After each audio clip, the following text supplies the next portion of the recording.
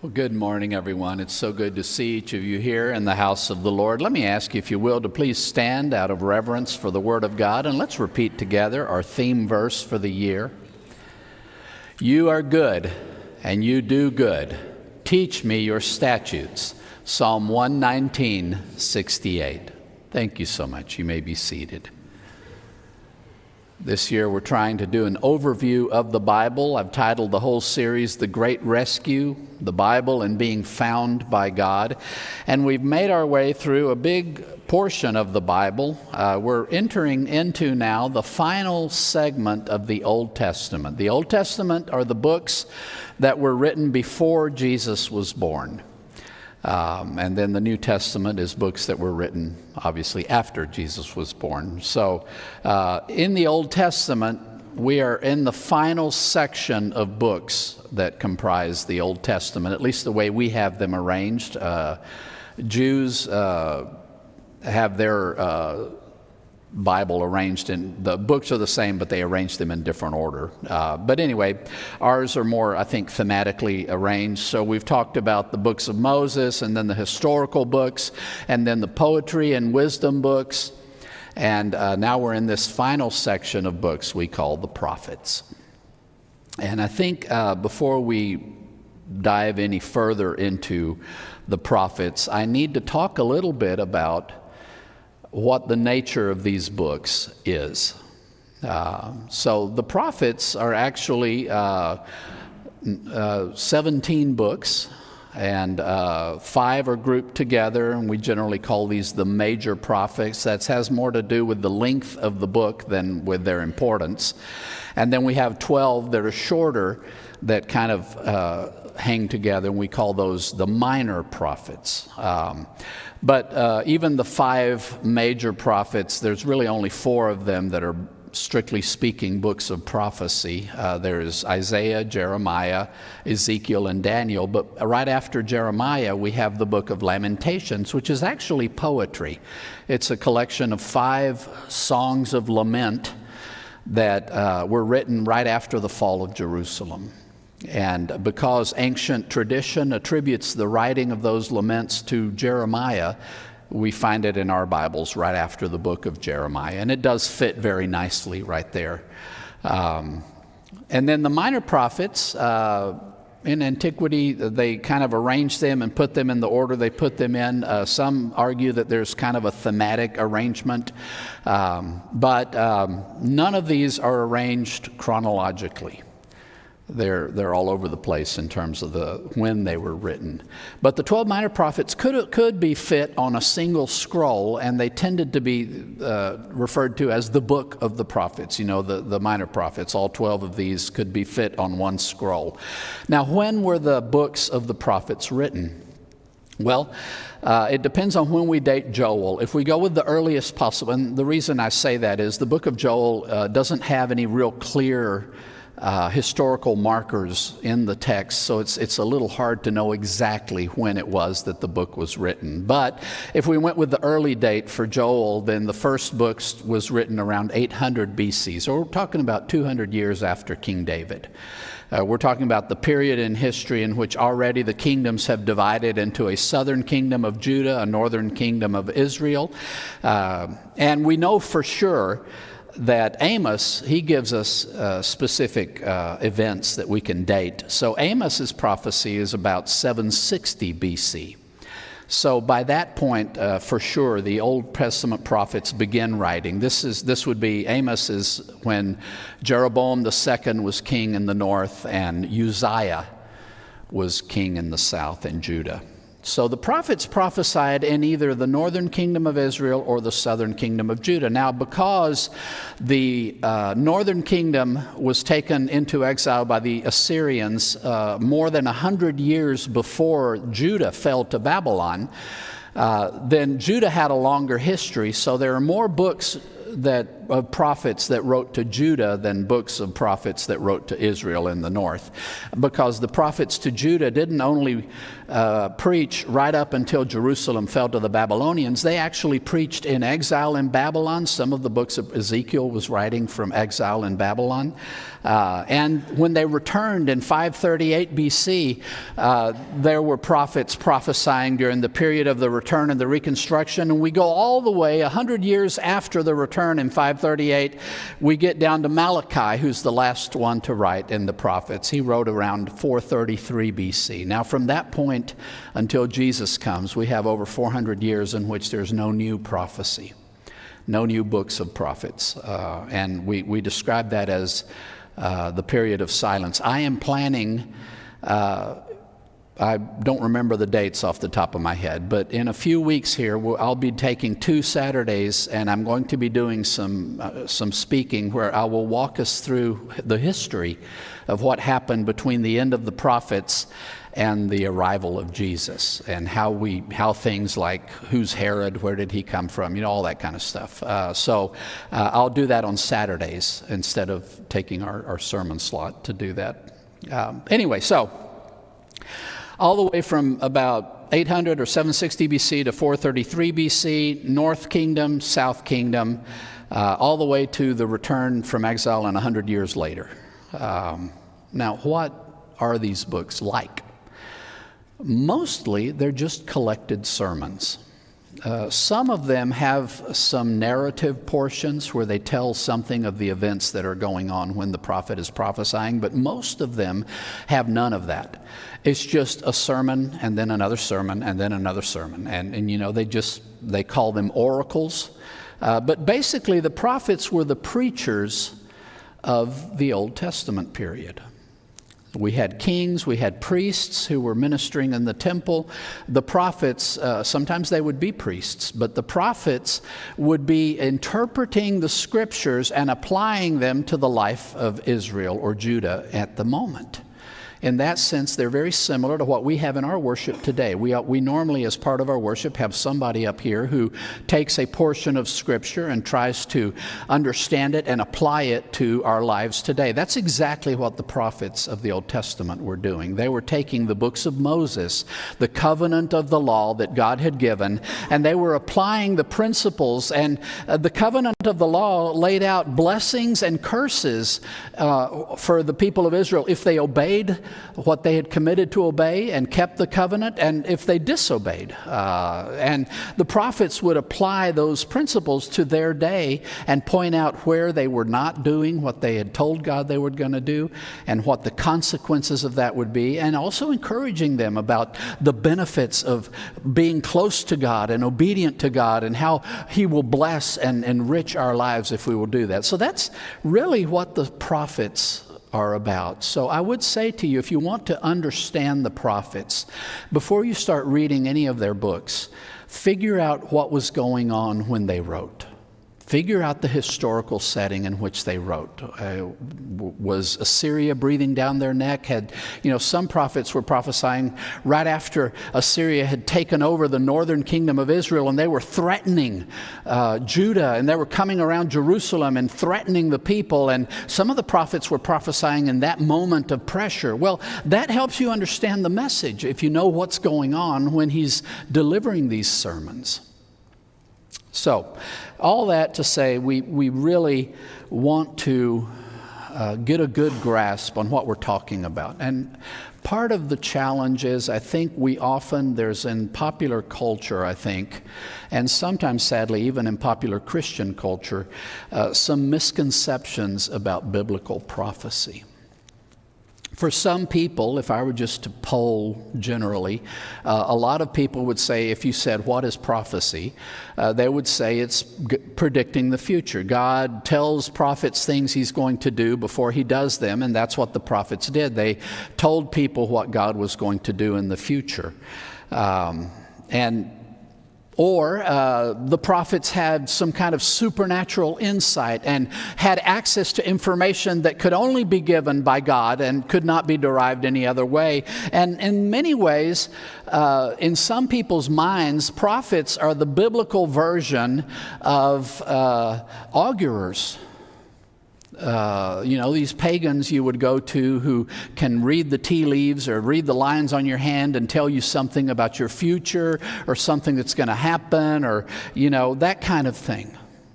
And I would suggest to you that that is not at all the appropriate way to think about the prophets.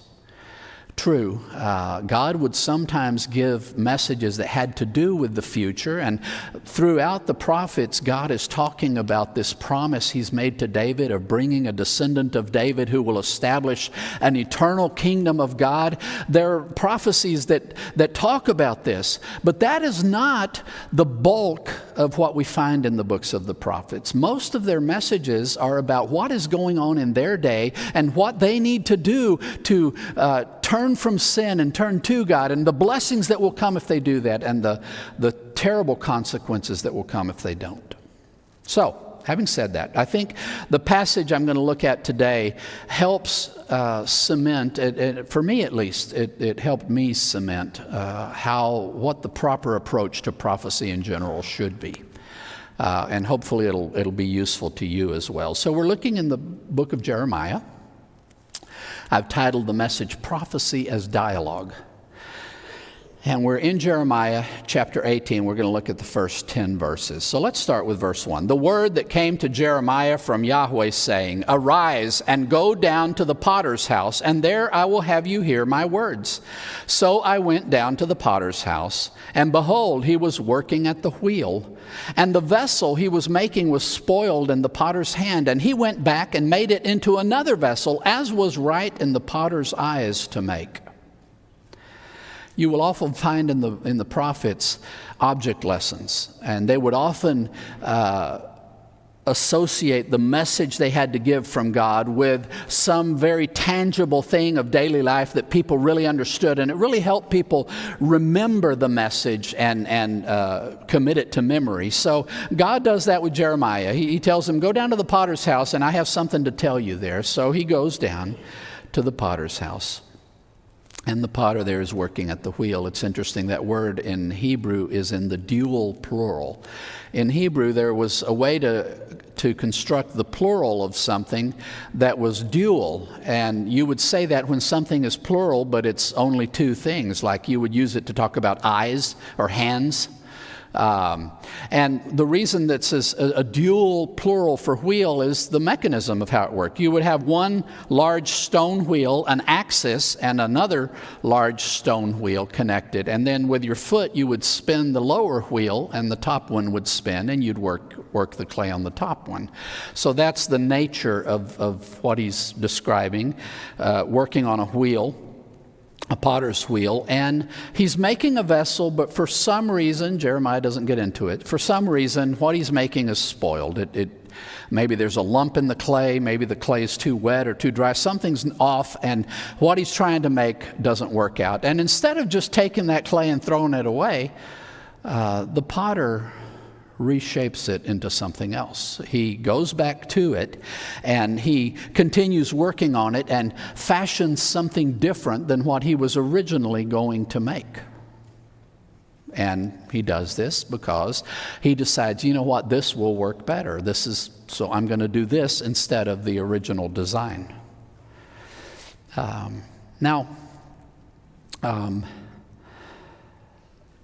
This is the object lesson.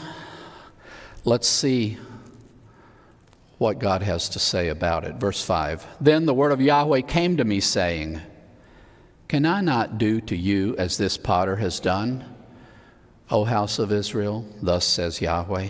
Behold, as clay in the hand of the potter, so are you in my hand, O house of Israel. This is the teaching God has for them from this. The potter's making something, it's not turning out the way he wanted it to, so he goes back and says, okay, I'll fashion it into something else. And here's God's question to the house of Israel, to the descendants of Israel who are receiving this message. Don't I have the same right the potter has to do whatever I want to do with my clay? And anybody who looks at a potter at a wheel would agree that the potter has every right to make of his clay whatever it is he wants to make of it. It's his clay. It's his wheel. It's his hands fashioning it. He gets to decide what he's going to make. You know who has no say in this? The clay.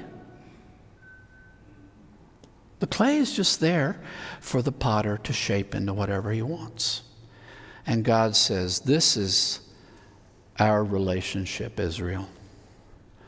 You are the clay, I'm the potter. And he asks, don't I have the right to be the potter? And think about it. We're talking about God who not only has given us life, but he has created everything from nothing. Everything that exists is here because he created it. Who else has the right to shape it into whatever he wants it to be? Nobody. He alone has the right to fashion what he has made into whatever he wants.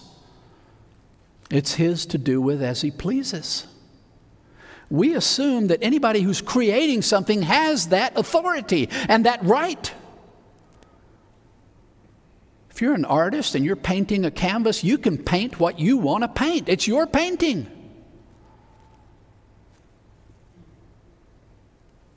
Now the problem is that Israel did not want to be clay. We were talking not long ago about God being our shepherd. And part of the problem is we don't want God to be the shepherd. We want to be the shepherd and God to be the sheepdog, right? We whistle and he runs and does stuff. We don't want God to be the potter. We want to be the potter and God to be the clay. In other words, I want God to conform to my wishes. I want God to conform, even in terms of who he is, to my criteria of how God should be. And we say absurd stuff like, I refuse to believe in a God who fill in the blank. Like it matters what you think about him. He is who he is. You have no control over that. But we have this hubris, this ridiculous, prideful arrogance to think that it's God's job to conform to what we want, to keep us happy. We've got it completely backwards. I didn't make God. I didn't make myself. You know how it all started for me? I just showed up one day. I don't even know where I came from. Boom, I was there. I had nothing to do with it. I didn't pick my parents. I didn't pick where I was born. I didn't pick the color of my eyes or how tall I would be. I didn't pick any of it.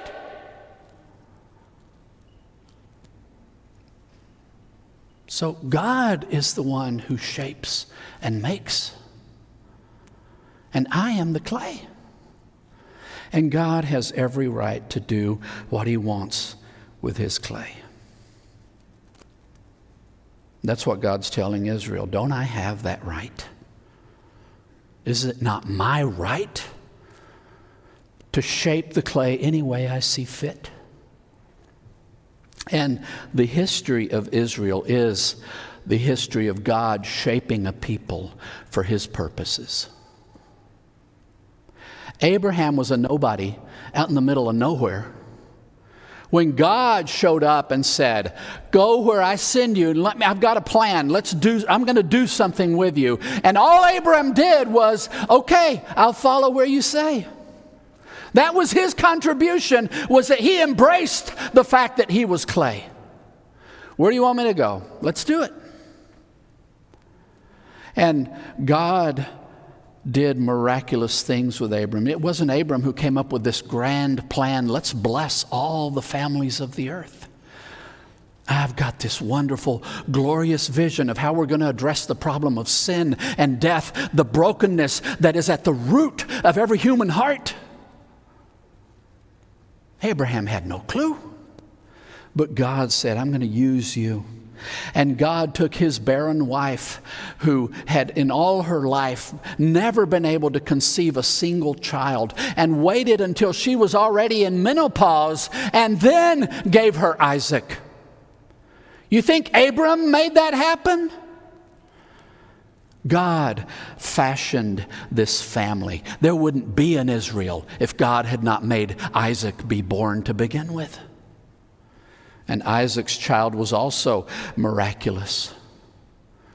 His wife was also unable to conceive children until God intervened, and she gave birth to twins, Jacob being one of them. And God fashioned Jacob. It's God who wrestled with Jacob until Jacob surrendered to God, and God changed his name to Israel. God protected and guarded Joseph in Egypt so that when there was a famine that would have eradicated the whole family, he was in a position to save them all. And centuries later, when Moses was born and was going to be killed, God miraculously intervened to save his life as an infant. And when later he fled and ended up 40 years in the wilderness, God called Moses back and said, "Get my people out of Egypt."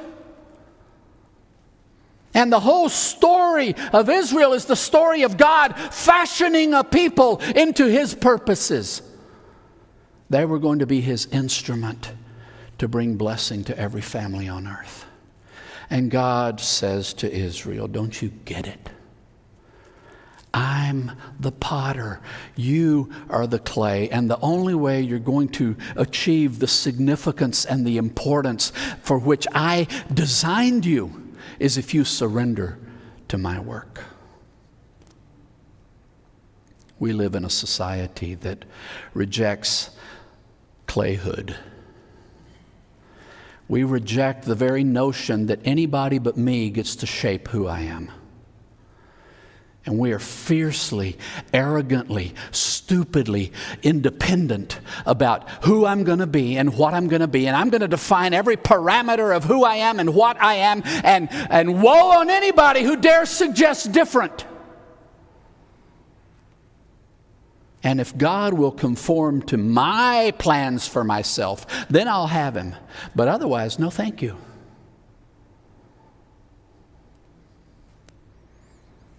The problem is God is never going to behave as clay. He's the potter. And it doesn't matter what you or I think about that. We're not going to change that. But there's some specific application God makes about this image. Verse 7, one moment I will speak regarding a nation and regarding a kingdom to uproot it and to break it down and destroy it. But if that nation against whom I have spoken, if it turns back from its evil, I will relent from the evil which I had planned to do to it. Another moment, I will speak regarding a nation and regarding a kingdom to build it up and to plant it. But if it does evil in my eyes and does not listen to my voice, then I will relent from the good with which I had promised to bless it. I know some people who get really nervous about passages like this. Some people, theologians, feel like it's really important to have all the little boxes that define who God is clearly labeled. And we decide on these divine attributes and we fit God into all of them. And one of the big ones is immutability. God does not change. God is the same yesterday, today, and forever. So anytime we run into the Bible passages that talk about God changing his mind, some people get really nervous. Does that mean God doesn't know the future? Does that mean God is fickle and just you never know what to expect from him? Well, not at all. I don't think that's what these passages are trying to tell us. I think what they do indicate, though, is that God is interested in a genuine relationship with us. God is not an insect on a pin sitting on the wall that we can just observe. and analyze and talk about. He's not stuck in some kind of transparent plastic display case that we can just observe. God is a living being who interacts with us. Now, he does so from the perspective of eternity, of one who lives outside of eternity, is never surprised by anything, who plans everything perfectly because there's no other way he can interact with us.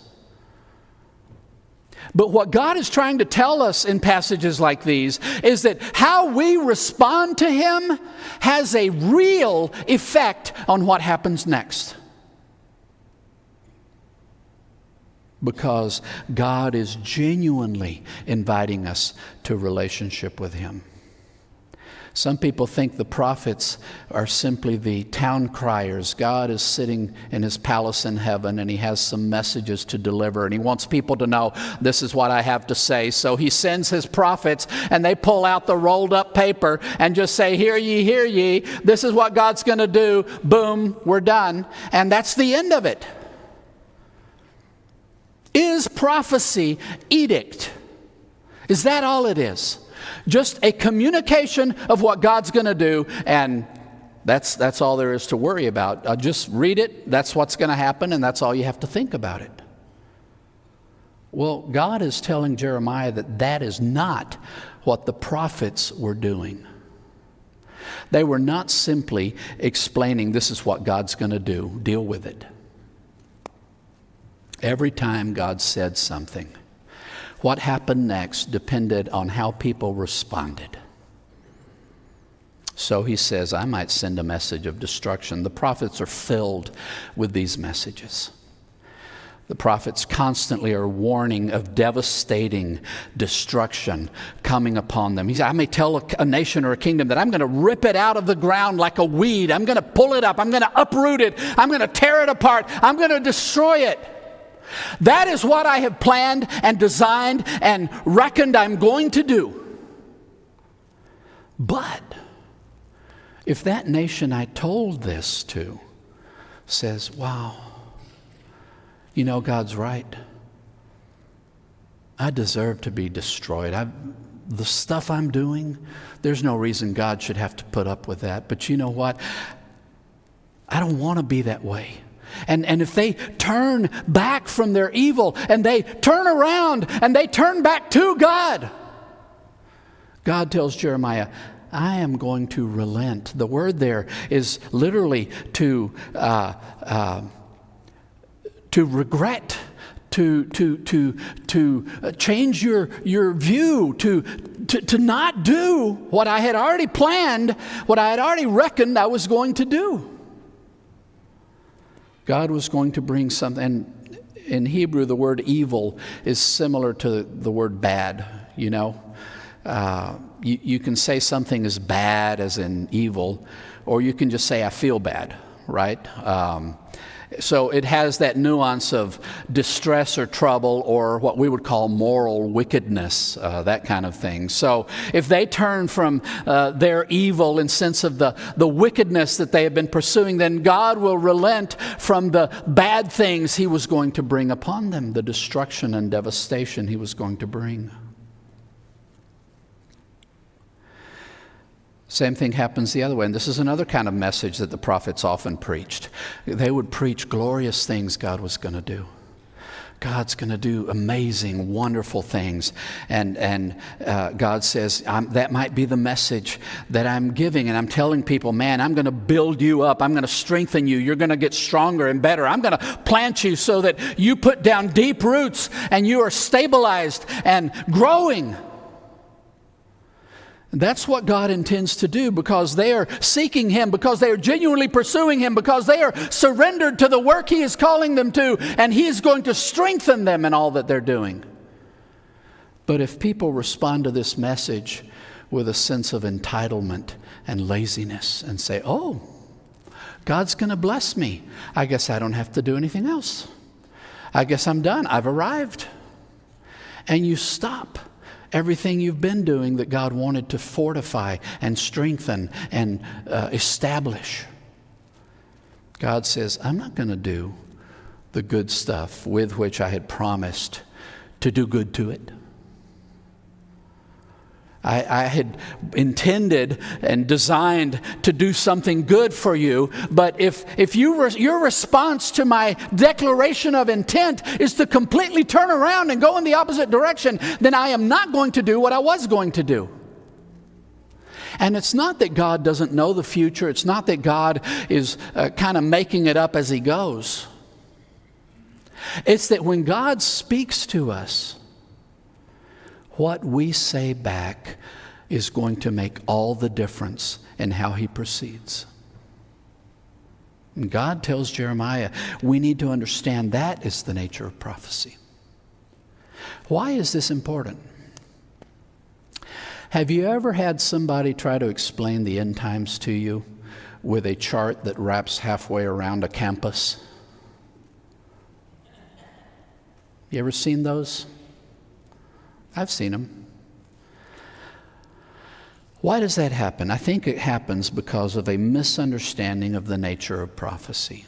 Now, if you don't think of prophecy as a dialogue, as God expressing a statement of intent that is contingent on how you respond, but you think of prophecy as merely the handing out of divine edicts, then when you look through the prophets and you see their prophecies, you say, okay, this happened, oh, this one didn't happen.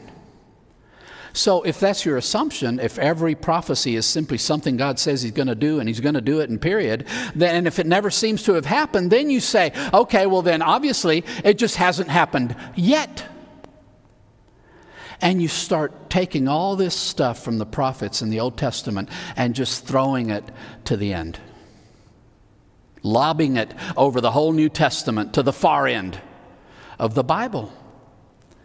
And Christians in Jesus' day and shortly after Jesus, the first believers, they all lived with the idea that Jesus is going to come back in my lifetime. And they weren't waiting for a whole bunch of things to happen and a whole bunch of signs to take place and all of these prophecies of the Old Testament to be fulfilled and all this stuff to happen, and then Christ will come. They assumed he could come any moment. And the end times, as we are told them in the New Testament, are described as an event. There will come a day in which Christ will reveal himself, the day of his appearing, and every eye will see him. And the dead will be raised to face judgment. The living and the dead will face judgment before Jesus. And after that, Jesus will make new heavens and new earth. And those who have put their faith in God will be given resurrection and life eternal in a new heavens and new earth. And those who have not will receive eternal death. And in the New Testament, that's presented very simply as an event. For many people, because of a misunderstanding of prophecy, there's a whole series of stuff that has to happen with Judah and with the lost tribes of Israel and with nations that don't even exist anymore. All this stuff still has to happen before we can talk about the end. And the downside to that is I think it creates a false sense of having more time than we have. I think a lot of Christians today think Jesus can't come today. There's still all this other stuff that has to happen. And they're reading these books about, the signs of the end times and all the events. And if things are being rehashed and rehashed and rehashed. And, the political events in Eastern Europe and the Middle East have been interpreted as the signs of the end my whole lifetime. And they have to keep printing new books because none of their predictions ever pan out. And it's all because of a misunderstanding of prophecy. There were things God said, I'm going to do, that he didn't do because the people changed course. Let me give you a clear example. We read this in Jeremiah's prophecy. There's a little bit of narrative in Jeremiah's prophecy, and there's a moment where he's preaching that Jerusalem's going to be destroyed, the temple's going to be destroyed, and the people say, we're going to kill Jeremiah because he has spoken against God's temple. and they're trying to kill him. And then some other people step in and say, wait a minute, a little over 100 years ago, Micah said the same stuff Jeremiah is saying, and when King Uzziah was king, and people repented. Wait, Uzziah? I think it was Hezekiah. But the people repented, and God didn't do it. Over 100 years later, the Assyrians are long gone, and Jerusalem is still standing. This is the verse that they remember, Micah 3:12. Because of you, Zion shall be plowed as a field. Jerusalem shall become a heap of ruins, and the mountain of the house a wooded height. Micah is saying the temple's going to be destroyed, the whole city's going to be destroyed, and that never happened because they repented. And in Jeremiah's day, over 100 years later, they look back and say, see, that didn't happen because the people repented. So let's not kill Jeremiah, let's repent. Well, they do half of that. They don't kill Jeremiah. But they don't repent. Let me show an example of the opposite, of God expressing an intent for something positive he wants to do that he never did. In Jeremiah 31, we have this heartbreaking image Jeremiah paints. He looks back in the history of Israel and looks back to Rachel, the wife of Jacob, who gave birth to two of his sons, the two sons he loved the most out of the 12. Joseph, who ended up saving the whole family's life in Egypt, and Benjamin. And Joseph, before Jacob died, before Israel died, he brought Joseph to him and he said, I want to take your two sons, Ephraim and Manasseh, and I want you guys to treat them as my sons. So later when Israel came and took the promised land, there was no tribe of Joseph. There was the tribe of Ephraim and the tribe of Manasseh and the tribe of Benjamin. So if you look in the northern kingdom, the territories of Benjamin and Ephraim and Manasseh took up a huge portion, the largest portion of the whole territory of the northern kingdom of Israel. In fact, sometimes the prophets will just talk about Joseph to refer to the whole northern kingdom. And he paints this vision of Rachel looking north because when Jeremiah lives, it's been over 100 years since the Assyrians came in and deported everybody and just scattered them throughout the whole Fertile Crescent. And he has this image of Rachel looking north and weeping for her children who are no more. And here's the vision. There is hope for your future, Jeremiah 31:17. Declares Yahweh, and your children shall come back to their own country. That never happened. The northern tribes that were scattered throughout the Fertile Crescent never returned, and they were never restored to the land of the north. Why did that not happen? Apparently, there was not a turning to God that would make it possible for God to bring them back the way he intended. I think it's a misunderstanding of prophecy to assume that this is something that still has to happen. We don't even know who they are anymore. The only people who've retained any sense of Jewish identity are those who descended from the southern kingdom of Judah, and the few from the north that were attached to them. What do we make of all of this? I'd like to say that God built us with purpose. God is in the process of shaping us into what he intends to make us. And this is, I think, tremendously comforting. Sometimes we feel lost in life. And we have this mistaken idea that I have to make something of myself. I have to come up with this grand scheme and plan to make my life significant. You're wasting your time. You're not the potter. And what we have to do is embrace the reality that we are clay in God's hands for him to fashion any way he sees fit. He should be the one telling you what your career path should be. He should be the one telling you who you need to marry. He should be the one giving you direction through your whole life. And your greatest goal in life should be to surrender fully to His hands so that He may shape you any way He sees fit. If you're willing to do that, God has eternal plans and purposes for your life. And if you won't, if you insist on retaining that illusion of control over yourself, like you can make yourself into whatever you want to make yourself, you're not going to turn God into clay. You're just going to ruin yourself. You're just going to make a mess of your life. You're going to miss out on the eternal purposes God had for you. We're going to sing a song, and this is our time to listen to what God's been saying to us and to respond. The altar is open. I want to encourage you, is if God has spoken to your heart this morning, come and kneel here and tell God, God, I want to be nothing but clay in your hands, and I want you to fashion me into whatever it is you want to make of me. If that's you this morning, come and do that. If you want to share with somebody whatever's on your heart, you want somebody to pray with you, I'll be standing over to the side here. You can come and I'd be happy to pray for you. But let me ask you, how are we going to respond to the potter who has thrown us on the wheel of life? Come.